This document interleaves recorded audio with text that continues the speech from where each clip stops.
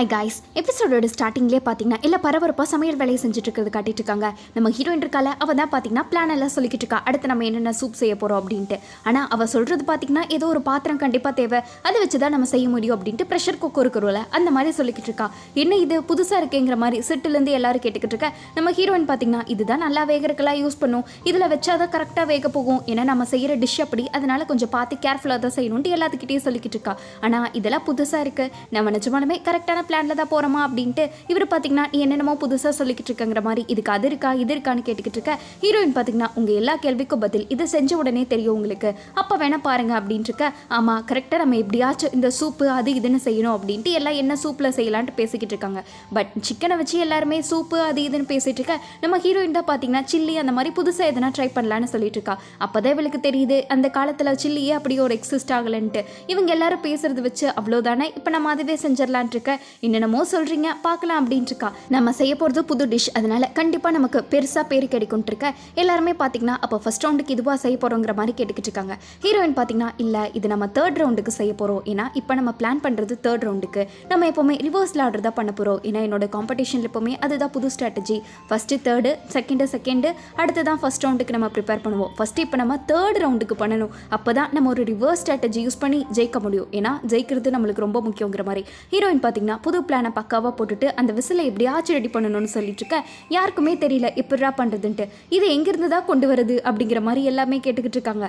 நீங்கள் சொல்கிறதுல நம்பவே முடியலையே, தெரியிட்டு புது செய்யணுங்கிறீங்க, மூணாவதுலேருந்துங்கிறீங்க, இப்போ இதுங்கிறீங்க, என்னதான் பண்ண போகிறோம் அப்படின்ட்டு எல்லாருமே குழம்பி போயிருக்காங்க. நிஜமாலுமே நம்மளாம் செஞ்சிட முடியுமா அப்படின்னு கேட்டுட்டு இருக்க. ஹீரோயின் என்னை நம்பினோர் கைவிடப்படாதுன்ட்டு எனக்கு ஞாபகம் இருக்குது, இதனால ஒரே ஒரு ஆள் மட்டும்தான் முடியும்ட்டு அவள் பார்த்தீங்கன்னா புக்கில் படிச்சிருப்பார்ல, இந்த மாதிரி செஞ்சது யாருன்னா இந்த ஊரோட மிலிட்ரிக்காரங்க, அதை பற்றி இவ பேசிக்கிட்டு அடுத்து தேர்ட் ரவுண்டு அது வரைக்கும் ப்ரிப்பேர் பண்ணலான்ட்டு அரசருக்கு ஒரு கடிதத்தை போட்டு ப்ரிப்பேர் பண்ணிக்கிட்டு இருக்கா. அங்கே இவ சொல்லிக் கொடுக்க பார்த்தீங்கன்னா எல்லாம் ஆச்சரியமாக பார்த்துக்கிட்டு இருக்காங்க. ஏன்னா இந்த நாட்டுக்கோழி முட்டை அது இதுன்னு இருக்கல, அதெல்லாம் பார்த்தீங்கன்னா இப்போ தான் புதுசாக செய்கிறாங்க, இந்த கிரில் சிக்கன்லாம் எல்லாம் இந்த பக்கம் தடபுடெல்லாம் சமைச்சிட்டு இருக்க. அதே மாதிரியே சைனீஸும் பார்த்தீங்கன்னா விட்டு கொடுக்காம ஃபுல்லாக பக்காவாக ப்ராக்டிஸ் பண்ணிக்கிட்டு இருக்காங்க. அவங்க பண்ணுற ப்ராக்டிஸ் நம்ம ஹீரோயின் பண்ணுற ப்ராக்டிஸ்ன்ட்டு எல்லாம் ஈக்குவலாக போயிட்டுருக்கு. பட் இங்கே பார்த்தீங்கன்னா எல்லாமே நம்ம ஹீரோயின் சாசா அந்த மிளகாத்தூளை தானே யூஸ் பண்ணுவா, அதையெல்லாம் இந்த மூத்த அமைச்சர் இருக்கான்ல அவன் கூட பார்த்தீங்கன்னா ஒட்டி இருந்து பார்த்துக்கிட்டு தான் இருக்கான். இன்னொரு பக்கம் அந்த சைனீஸ் எல்லாருமே அவங்க ஒரு சூப்பர் நல்லா பக்காவாக பிளான் பண்ணிக்கிட்டு இருக்க. இவங்க செஞ்சு பழகிருக்காங்களே அந்த டிஷ் மட்டும் சமைக்கிறதுக்கு கொஞ்சம் லேட் ஆகுது தேர்ட் ரவுண்டுக்கு, பட் எப்படியாச்சும் நம்ம டைமிங்குள்ளே ப்ரிப்பேர் பண்ணணும், அதை எப்படி பண்ணுறதுன்னு எல்லாம் கேட்டுக்கிட்டு இருக்காங்க. அந்த இடத்துக்கு பார்த்தீங்கன்னா கரெக்டாக இளவரசர் வந்துட்டாரு. வந்த உடனே ஓட்டி போட்டு அவர் பார்த்துக்கிட்டு இருக்க. ஹீரோயின் பார்த்தீங்கன்னா வெளியே வந்து யாரோ எட்டி பார்த்த மாதிரி இருக்கேன்னு பார்த்துட்டு இருக்கா. யாரையும் இருக்கணும் விசித்திரமா இருக்கணும், அவ உள்ள போக ஜஸ்ட் மிஸ்ன்னு அரசர் பார்த்தீங்கன்னா தப்பிச்சுட்டு உட்காந்துட்டு இருக்காங்க. பார்த்துருந்தானே இந்நேரம் மானா போயிருக்குன்ட்டு. அப்போ அரசர்கிட்ட இதே மாதிரி குண்டா வேணும்னு சொல்லிக்கிட்டு இருக்க. அவர் பார்த்தீங்கன்னா இது இப்போ உனக்கு தேவையா அப்படின்ட்டு இருக்கா. ஆமா இது இருந்தால் தான் சமைக்க முடியும், ரொம்ப இம்பார்ட்டன்ட்னு புரிஞ்சுக்கோங்க, எப்படியாச்சும் ரெடி பண்ணி கொடுங்க நீ கேட்டுக்கிட்டு இருக்க. அரசர் இது யாருனால செய்ய முடியும், யாராச்சும் உனக்கு தெரியுமா அப்படின்ட்டு இருக்காங்க. ஆமா இந்த மிலிட்ரியர் ஜாங் இருக்கார்ல அவர் தான் அப்படின்ட்டு இருக்கும்போது அவர் ஏற்கனவே போன அரசருக்கு உதவி செஞ்சார்னு சொல்லிட்டு அவர் தூக்கியாச்சு அப்படின்ட்டு இருக்காங்க. அப்போ அவர் இங்கே இல்லையா அப்படின்ட்டு நம்ம ஹீரோயினுக்கு சரியான ஷாக் ஆயிடுது. வேணாமா இப்போ இல்லை வேற யாரையாச்சும் தேடணும், இவனா கரண்ட்ல இருக்கார மிலிட்ரி ஆளு அவர் வேணா செஞ்சு தர சொல்லிட்டு இருக்கேன் இருக்க. ஹீரோயின் பார்த்தீங்கன்னா இந்த மாதிரி செய்யறதுக்கெல்லாம் யோசிக்க தன்மை வேணும், அவருக்கெல்லாம் இருக்கா இல்லையான்னு தெரிலன்ட்டு இருக்க. அப்போதான் சீஃப் என்னாச்சும் சொல்லிட்டு இருக்காரு அவருக்கு ஒரு ஆளை தெரியும்ட்டு. அந்த ஜாங் இருக்கிறல அவரோட மருமகன் தாங்கிற மாதிரி சொல்லிக்கிட்டு இருக்காங்க. ஹீரோயினுக்கு அப்படின்னா அவர்கிட்ட கேட்டு பார்க்கலாமே, அதோட நிறைய பொருள் எல்லாம் வாங்க வேண்டியதாக இருக்கு, அதனால வெளியே போகிறதும் இருக்குன்னு இருக்க. சீஃப் என்னாச்சு பார்த்தீங்கன்னா அவர் இருக்கார்ல அதை அட்ரஸ் அப்படியே அரசர்கிட்ட சொல்லிக்கிட்டு இருக்காங்க. இந்த மாதிரி பக்கத்தில் அவங்க சொந்த ஊர்லேயே வாழ்ந்துட்டு இருக்காங்கன்னு இருக்க. ஹீரோயின் டைம் வேஸ்ட் பண்ணா வாங்க போகலாம், நம்மளுக்கு கொஞ்ச நாள் தான் இருக்கு அப்படின்ட்டு இருக்காங்க. அரசர் அவர்கிட்ட போறதுக்கு என்ன அவசியம்னு கேட்டுக்கிட்டு இருக்க. இதை மட்டும் செய்யலைன்னா நம்ம போட்டியில் தோக்கிறதுக்கு நிறைய வாய்ப்பு இருக்கு, இது நாட்டோட பிரச்சனை, தயவு செஞ்சு புரிஞ்சுக்கோங்க அப்படின்ட்டு. ஹீரோயின் என்னதான் இருந்தாலும் உங்களுக்கு ஜெயிக்கணும் தானே, அப்போ நம்ம போய் தான் ஆகணும் வாங்கி தான் ஆகணும்னு இருக்காங்க. சரி நம்ம வெளியே போகிறது ஓகே, ஆனால் இதுக்கு மட்டும் தானா இல்லை வேற எதுக்காச்சும் வா, நான் வேணா உனக்கு கம்பெனி கொடுக்கட்டான் இருக்க. அதெல்லாம் வேண்டாம் அரசே, சைனாக்காரங்க இங்கே இருக்காங்க, நீங்கள் இருக்கிறதா அரண்மனைக்கும் நல்லது, அவங்க என்ன வேணாலும் பண்ணலாம் இல்லையா அப்படிங்கிற மாதிரி சீஃப் ஃபைனான்ஷியலாக பயந்துட்டு இருக்காங்க. அரசர் அதுவும் சரிதான், நீ பார்த்து போயிட்டு வா, நான் உனக்கு துணைக்கு ஆள் அனுப்பி விடுறேன் இருக்க. துணைக்கு பார்த்தீங்கன்னா வேற யாருமே இல்லை, நம்மளோட ஃப்ரெண்ட் இருக்கார்ல சன்னு அவர் தான் அமுச்சு விட்றாங்க. ஹீரோயினுக்கு பையன் கேட்டப்பெல்லாம் போட்டு இந்தா பார்த்து போயிட்டு வா, எதனா பிரச்சனைனா இந்த சிம்பிளை யூஸ் பண்ண அப்படின்ட்டு பார்த்து பத்திரமா போயிட்டு வாங்கன்னு அரசர் வழி அனுப்பி வச்சுட்டு இருக்க. ரெண்டு பேரும் போகிறாங்க. ஆனால் அரசருக்கு பார்த்தீங்கன்னா மனசெல்லாம் உறுத்துது. இங்கே இவங்க ரெண்டு பேர்த்தையும் பார்க்க ஹஸ்பண்ட் அண்ட் ஒய்ஃப் மாதிரியே தெரியல, ஊர் மக்கள் எல்லாம் இவங்க அப்படி போனால் அப்படி தானே நினைப்பாங்கன்ட்டு இருக்க. அந்த கூட இருக்கான் பார்த்தீங்களா தளபதி, அவன் எனக்கு தெரியல அரசே, மேபி அப்படி கூட இருக்கலாம் அப்படின்ட்டு லைட்டாக சொல்லிக்கிட்டு இருக்கா. அரசருக்கு பார்த்தீங்கன்னா பொசசிவ் தாங்கலை, இது சரிவாததுன்னு இருக்க. ஹீரோயின் என் புக்கு கிடைக்குமா கிடைக்காதான்ட்டு புக்கை வச்சே சண்டை போட்டுக்கிட்டு இருக்கா. எப்போ பார்த்தாலும் புக்குன்ட்டு உயிரை வாங்காதன்ட்டு இருக்க. ஆமாம் அதை பற்றி உங்களுக்கு என்ன தெரியும்னு ரெண்டு பேரும் மாறி மாறி பேசிக்கிட்டு இருக்காங்க. இருக்காங்க. அரசருக்கு உன்னை பிடிக்க ஆரம்பிச்சிருச்சுன்னு நினைக்கிறேன், நீ வேணா பாரு அப்படின்ட்டு உன் மேலே எவ்வளோ அக்கறைப்பட்டாரு பார்த்தியான்ட்டு அவர் அள்ளி விட்டுட்டு இருக்க. ஹீரோயின் பார்த்தீங்கன்னா வாய்க்கு வந்ததில் அழிச்சு விடாதீங்க அப்படின்ட்டு இருக்காங்க. ஒரு நாள் நான் உன்கிட்ட எவ்வளோ மரியாதையாக பேசணும்னு பாரு, மகாராணி மகாராணின்னு இருக்க, அதனால உங்களுக்கு என்ன யூஸ்ன்ட்டு ஹீரோயின் பார்த்தீங்கன்னா சண்டை போட்டுக்கிட்டு இருக்கா. எனக்கு என்ன யூஸ், உண்மையை சொன்னா உனக்கு பொறுக்காதே அப்படின்ட்டு இருக்க. டக்குன்னு பார்த்தீங்கன்னா எவனோ குதிச்சு வரான். யாருன்னு பார்த்தா காங்கிலு. அவன் வந்து என்ன இந்த பக்கம் அப்படின்ட்டு எல்லாம் அவன்கிட்ட கேட்டுக்கிட்டு இருக்க. பின்னாடி திரும்பி பாருங்கன்ட்டு இருக்கான். பின்னாடி பார்த்தா அரசர். ஹீரோயினுக்கு ஷாக்கு, இவர் என்னடா இங்கே பண்ணிக்கிட்டு இருக்காரு அப்படின்ட்டு.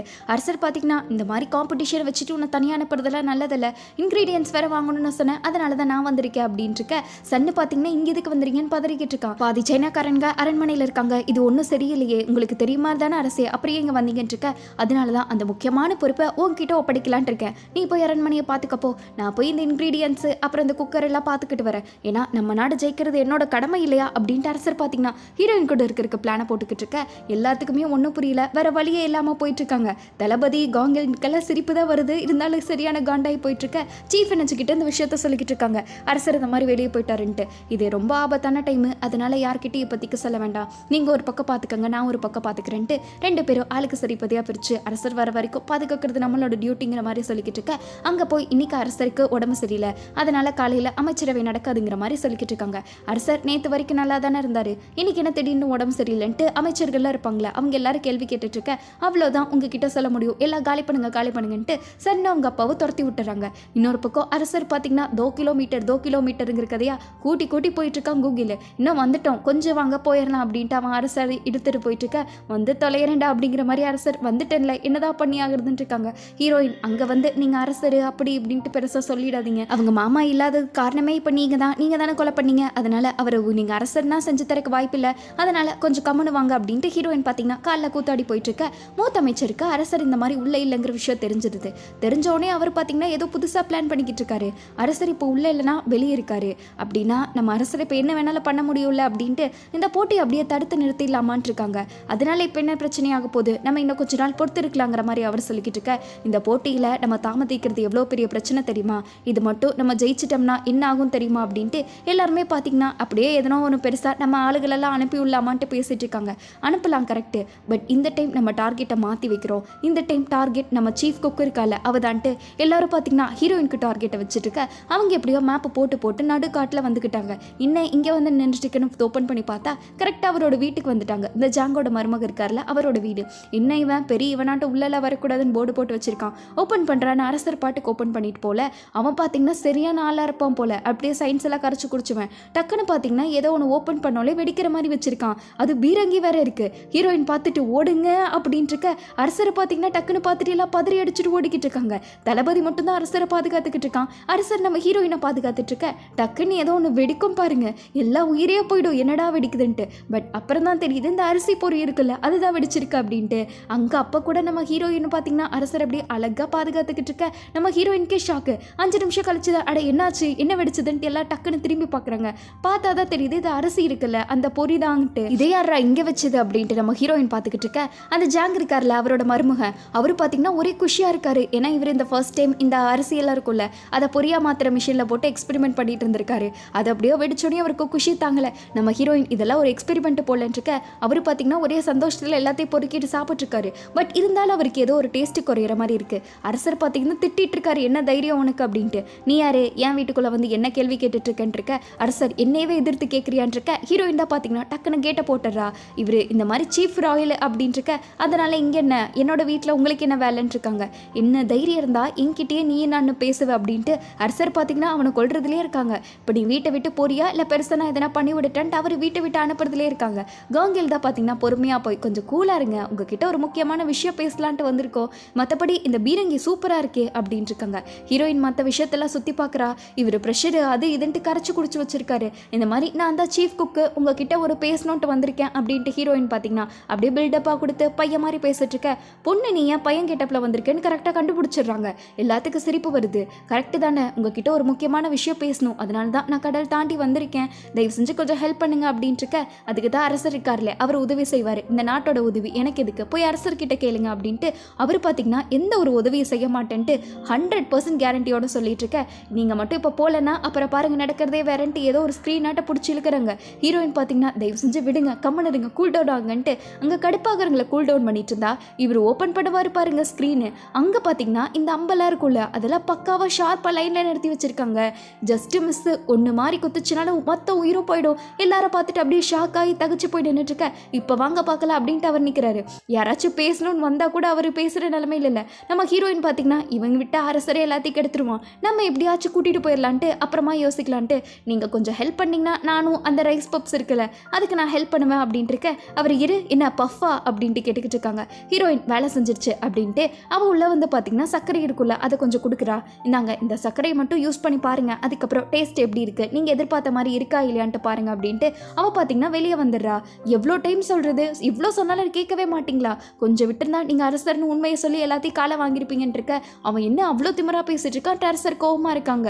இந்த மாதிரி நான் பண்ணுறவனை சும்மா விட மாட்டேன் பாரு அப்படின்ட்டு அவர் கொள்றதுலே இருக்க. மறுபடியும் வெடிக்குது. வெடிச்சோடனே அரசர் பார்த்தீங்கன்னா மறுபடியும் நம்ம ஹீரோயினை ப்ரொடெக்ட் பண்ணுறதுல தான் இருக்காங்க. அப்புறம் தான் உனக்கு ஒன்றும் இல்லைல்ல அப்படின்ட்டு இருக்க. நம்ம ஹீரோயின் இருங்க நான் போய் பார்க்குறேன், நான் கொடுத்த வேலை செஞ்சுருக்கோன்னு நினைக்கிறேன். உள்ள போய் பார்த்தா தான் தெரியுது இந்த ரைஸ் பப்புங்கிறது பாப்கார்ன் தான் போல. அவர் பார்த்தீங்கன்னா சாப்பிட்டு பார்க்குறாரு. என்ன நீங்கள் எதிர்பார்த்த டேஸ்ட் வந்துருச்சா, சூப்பராக இருக்கா அப்படின்ட்டு கேட்டுக்கிட்டு இருக்க. நான் எதிர்பார்த்தது ஒன்று இது இல்லை, இதில் நம்ம சுகர் ஆட் பண்ணுறோம். சுகர் விற்கிற விலைக்கு மக்களில் எங்கே போய் வாங்குவாங்க, அவங்களோட வயிறு நிறையணும்னு தான் நான் இதையவே ட்ரை பண்ணிக்கிட்டு இருக்கேன். இது வேலைக்காகாதுன்னு இருக்க. ஹீரோயின் அப்போ என்கிட்ட ஒரு ஐடியா இருக்குது, பட் நீங்கள் அதுக்கு எனக்கு ஹெல்ப் பண்ணாதானே நான் உங்களுக்கு உதவி செய்ய முடியும். டவ பார்த்தீங்கன்னா கரெக்டாக லாக்கு போட்டுடுறா. நான் ஒன்றும் இங்கே சும்மா வரல, அரசரோட பெரிய ஆள் நான், அதனால தான் இங்கே வந்திருக்கேன்னு இருக்க. நீ இன்னும் போய் சொல்கிறது நிறுத்தலையான்ட்டு அவர் நம்பவே இல்லை. அப்புறம் தான் பார்த்தீங்கன்னா அரசர் கொடுத்துருப்பாங்களே அந்த ராயல் தழும்பு அதை காட்டுறா. காட்டினதுக்கப்புறம் தான் ஓ அப்போ நீங்கள் வந்திருக்கிறது நிஜமாலுமே அரசரோட ஆளா, அவர் நிஜமாலுமே ராயல் செக்ரட்டரிங்கிற மாதிரி இவருக்கு பதறி அடிச்சிடுது. ஆமாம் உங்ககிட்ட ஒரு முக்கியமான விஷயம் சொல்லணும், அதுக்காக தான் வந்தேன். நம்ம ஹீரோயின் பார்த்தீங்கன்னா இந்த ப்ரெஷர் குக்கை காட்டுறா. அங்கே உள்ள எல்லாத்தையும் அதுக்கப்புறம் தான் அவர் அனுபவிக்கிறாரு. அரசர் பார்த்தீங்கன்னா உள்ள போலான்னு கிளம்ப காங்கல் வேண்டாம் மறுபடியும் உங்களுக்கு ஆபத்து வரக்கு வாய்ப்பு இருக்குங்கிறான். தளபதி இப்போ நம்ம போய் ஆகணும்னு ரெண்டு பேரும் பார்த்தீங்கன்னா அரசரை போகணும் ஒரு பக்கம் போவேண்டான்னு ஒரு பக்கம் மாற்றி மாற்றி குழந்தைகளாட்ட பேசிட்டு இருக்கா. இங்கே நம்ம ஹீரோயின் பார்த்தீங்கன்னா அவளோட எக்ஸ்பிளனேஷன் இருக்கும்ல அது எல்லாத்தையும் கொடுத்துக்கிட்டு இருக்கா. இந்த மாதிரி வாட்டர் இப்படி ஹீட் ஆகணும், எனக்கு நீங்கள் அதுக்கு இப்படி பண்ணி கொடுக்கணும், ஏன்னா அப்போ தான் செய்ய முடியும்னு இருக்கேன். எனக்கு ஒன்றுமே புரியலன்ட்டு அவர் பார்த்தீங்கன்னா செய்கிற மூட்லேயே இல்லை. நான் இந்த மாதிரி எதுவும் செய்ய மாட்டேங்கிற மாதிரி அவர் சொல்லிக்கிட்டு நான் இதுக்கு உங்களுக்கெல்லாம் ஹெல்ப் பண்ணணும், இதனால எனக்கு என்ன கிடைக்கும்னு இருக்கேன். உங்களுக்கு தெரியும்ல சைனாக்கோ கொரியாக்கோ பெரிய காம்படிஷன் நடக்க போதுன்ட்டு, அதில் ஒரு பெரிய இது இருக்குது அப்படின்ட்டு இருக்க. நீ ஜெயிப்பியா அப்படின்னு கேட்குறாரு. என்னால் முடிஞ்ச அளவுக்கு நான் ட்ரை பண்ண வேண்டியிருக்கேன், ஆனால் எனக்கு அதிலெல்லாம் உடன்பாடு இல்லை. வேணும்னா நீங்கள் அரசர்கிட்ட சொல்லுங்கள், எப்படியோ யூஸ் பண்ணிவிட்டு எல்லாத்தையும் கொல்லத்தானே போகிறீங்க, என்னோட மாமாவுக்கு நடந்த மாதிரி தானே எனக்கும் நடக்கும்னு இருக்க. ஹீரோயின் பார்த்தீங்கன்னா கொஞ்சம் நீங்கள் உதவி செஞ்சிங்கன்னா மக்களுக்கெல்லாம் ஹெல்ப்ஃபுல்லாக இருக்கும் அப்படின்ட்டு இருக்காரு. அது ஒன்றும் இந்த உலகத்தை மாற்ற போகிறது இல்லையே, அப்புறம் என்ன நம்ம ஜெயிச்சாலும் தோத்தாலும் மக்களோட நிலைமை இதுதான் இருக்கு. ஹீரோயின் எவ்வளோ பேசினாலும் சரி அவர் கன்வின்ஸ் ஆகலை. இவ்வளோ வேறு வரியே இல்லாமல் என்ன பண்ணுறதுன்னு தெரியாமல் வந்துக்கிட்டு இருக்க. அப்போ தான் எல்லாம் என்னாச்சு அப்படின்ட்டு இருக்காங்க. நான் நினச்சபடி எதுவுமே ஆகலை, என்ன பண்ணுறதுனே தெரில, நம்மக்கிட்ட கம்மியான டைம் தானே இருக்குது அப்படின்ட்டு எல்லாம் புலம்பிக்கிட்டு இருக்க. இந்த மாதிரி ஆளுகள்லாம் வெளியே தான் கரடு மூடலாக இருப்பாங்க, ஆனால் மனசுக்குள்ளே அப்படியே பனிக்கட்டி மாதிரி இருப்பாங்கன்னு இருக்க. ஹீரோயினும் ஆமாம் இவர் மனசு கரைக்கிறது மட்டும் எப்படின்னு தெரிஞ்சிருச்சுன்னா பிரச்சனையே இல்லை, ஈஸியாக நம்ம இவர்கிட்ட இந்த பெர்மிஷன் வாங்கிடலாம். இவர் ஒன்றும் அவ்வளோ பெரிய ஆளெல்லாம் கிடையாது, பட் நம்ம இவர் மனசை எப்படி கரைக்கிறதுன்னு தெரிஞ்சுக்கணும் அப்படின்ட்டு இருக்காங்க. அப்போ நைட்டுக்குள்ளே இந்த ப்ரெஷர் குக்கருக்கு பதிலாக வேறு எதனா ஐடியாவை யோசிங்க, இல்லைனா அவர் மனசை மாற்றணும் அதையாச்சும் யோசிங்க. ரெண்டு பேரும் எப்படியாச்சும் யோசிச்சே ஆகணும்ட்டு அரசர் புது கட்டளையை போட்டுக்கிட்டு இருக்க. இங்கே அரசர் இந்த மாதிரி வெளியே போயிருக்காங்களே நம்ம ஹீரோயினோட, அது பார்த்தீங்கன்னா ஜூனுக்கு தெரிஞ்சிருச்சு. அவள் வயிறு எரிஞ்சிட்டு இருக்க. உங்ககிட்ட இன்னொரு விஷயமும் கொண்டு வந்திருக்கேன். அரண்மனையில் பல வருஷத்துக்கு முன்னாடி ஒரு பொண்ணு சுற்றிட்டு இருந்தா தெரியுமா, தன்னுட்டு அந்த பொண்ணு கூட செத்துட்டாலே உங்களுக்கு ஞாபகம் இருக்கா அப்படின்ட்டு இருக்க. ஆமாம் அந்த பொண்ணுக்கு என்ன அப்படின்ட்டு இருக்க.